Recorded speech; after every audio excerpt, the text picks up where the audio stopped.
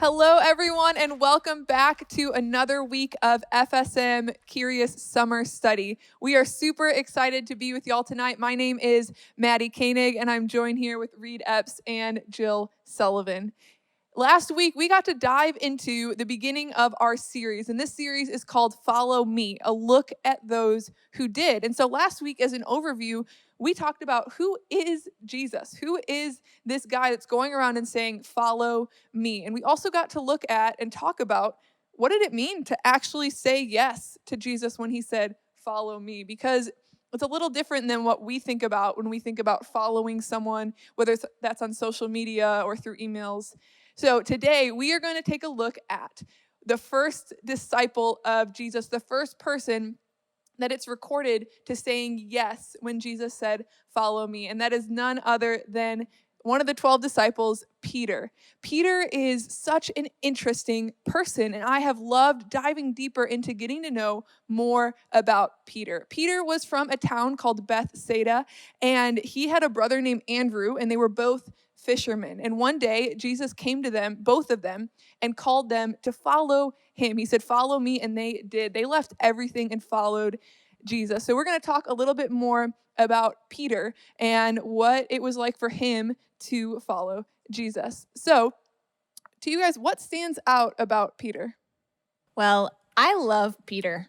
I think the first couple of things that stick out to me when I think about who he was or what we learn from him or the way that he was in the Bible, I find myself appreciating the fact that he was a question asker. I think because I myself am a question asker. I like to ask people questions about themselves, trying to learn about who they are or the why behind things or how behind things. So I find that endearing because it feels to me like, I don't know, like we would be friends or that I would be playing that role if I was close to Jesus and in the circle kind of like he was. And I also, the best way I can think to describe it is Peter feels real to me. I think because we can see these moments where sometimes he gives in to fear instead of faith. Like when he was walking on water, he has momentary lapses where he just totally gives in to fear. We see him act quickly and cut someone's ear off. But all of these things weave together where I just feel like he is a real person. So he's endearing to me. And those are the couple things that stick out to me. I think I love his eagerness. I think his eagerness to follow Jesus in the first place, and then just eagerness to, like we're going to talk later, Acts. He starts the church, and he does all these things because he knows what mission he's been called to by Jesus. And then I think the relatability. I love what Jill was saying, how Peter relates almost everybody. We can kind of relate to Peter in all different aspects of his life, whether that's fear, doubt, faith, anything. We can kind of look at Peter and say, some of that looks into me, looks into who I am. So I love that about Peter. I agree. I think you guys kind of wrapped up two really big things to summarize Peter. He is a question asker, and I love that about him too, Jill, that he asks so many questions to a point where sometimes you're like, why are you asking Jesus that? But what I also love to see and what we learn through Peter's questions is that Jesus answers them, sometimes right away, sometimes later, and he's always willing to listen to those questions, which I really appreciate. And Peter is so eager, whether that's to follow Jesus, whether that's to defend Jesus, whether that's to ask the questions. He's always eager to dive in, whether it's good or bad. That's just kind of a part, again, of his real personality. If you are eager, you're normally eager in lots of different ways. So those are two big things that we know about Peter, and we hope that you guys find some more in your study tonight. But I want to talk a little bit about, so those are some of his characteristics. What are some significant stories that we know about him from the Bible?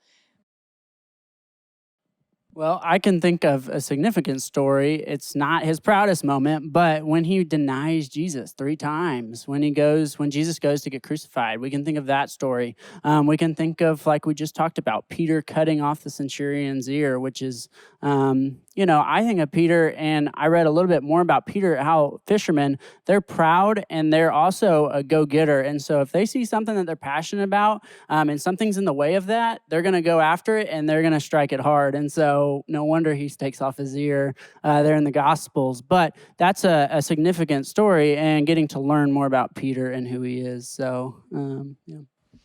Well, and I think about, Peter had several really special or personal moments with Jesus. And I think those are the stories that begin to speak to me or stick out to me. And two that I'm thinking of.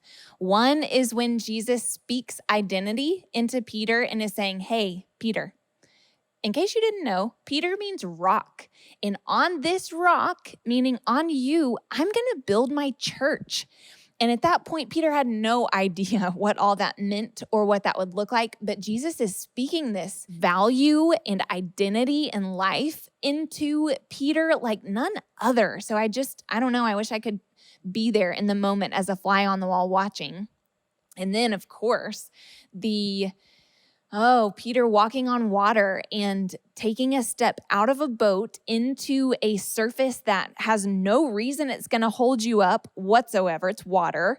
But him having the total trust and faith to look ahead and look at Jesus and say, okay, that's where I'm going. That's why I'm going to walk on this water. I trust that guy that I can see. So I don't know. I love the moments that he has with Jesus that are the personal interactions that build his faith, honestly. I love all of those stories, and I've loved diving into studying Peter because honestly, I think out of all the 5 that we're going to be looking at, there is the most recorded about interactions between Peter and Jesus, or Peter in general. And there's so many significant stories. So I encourage you to dive into them, whether it's his first call from Jesus when there's a miraculous catch, to cutting off the ear, to denying Jesus. And also, I think we forget that Peter's story does not end in the Gospels. At the end, he becomes the rock. Jesus tells him that he's going to be the rock in which the church is built. And we see that pick up in Acts. And a significant story is when the Holy Spirit comes upon the apostles. Peter is filled with the Spirit and gives this incredible sermon that converts 3,000 people to follow Jesus. That is absolutely incredible. And I think that's one we don't talk about a lot, but there is so much more to Peter than what we read in the Gospels. And so the book of Acts continues to tell about Peter and how he chooses to say yes to following Jesus, which is really, really cool. And I love that you guys get to talk a little bit more tonight about how Jesus restores Peter even after he does deny him, that he restores him and gives him that authority to continue forth in building the church. And as we continue to think about Peter and how that relates to us, I just want to ask, I'm going to ask Jill. Jill, when have you had a Peter-like moment in your life? Well, I kind of started speaking to this, but in the story of Peter walking on water toward Jesus, I find myself having those types of moments often. And here's what I mean. I feel like I can have this determined faith sometimes where my faith is big and I am trucking, I'm moving, I can see Jesus right on my horizon and I'm like, yep, I'm coming. But for whatever reason, there are things that can happen that take my eyes away from Jesus, just like Peter had. He started to see the water and the waves and the storm and be like, is this really going to hold me? And I think for me, honestly, in this season of just walking through how everything is totally different, I have found myself having moments of looking at different things that are different and thinking to myself, Jesus, are you still in control? Are you sure you're still in control? And I, of course, know that he is, but my flesh is quick to fall into the fear or distraction. And I have to remind myself, keep your eyes fixed on Jesus. And so in this season, I've had several of those moments where I've had fearful days or fearful hours where my focus gets shifted. So it's a fresh thing for me that I'm living right here, right now. Thank you for sharing that, Jill. I know we all get in those moments sometimes where we're focusing on Jesus and our distractions can make us look away and fall and falter a little bit. But in that moment with Peter too, Jesus is there picking us up and refocusing our attention yet again. And y'all, I'm so excited for you guys to continue this conversation in your Zoom small groups.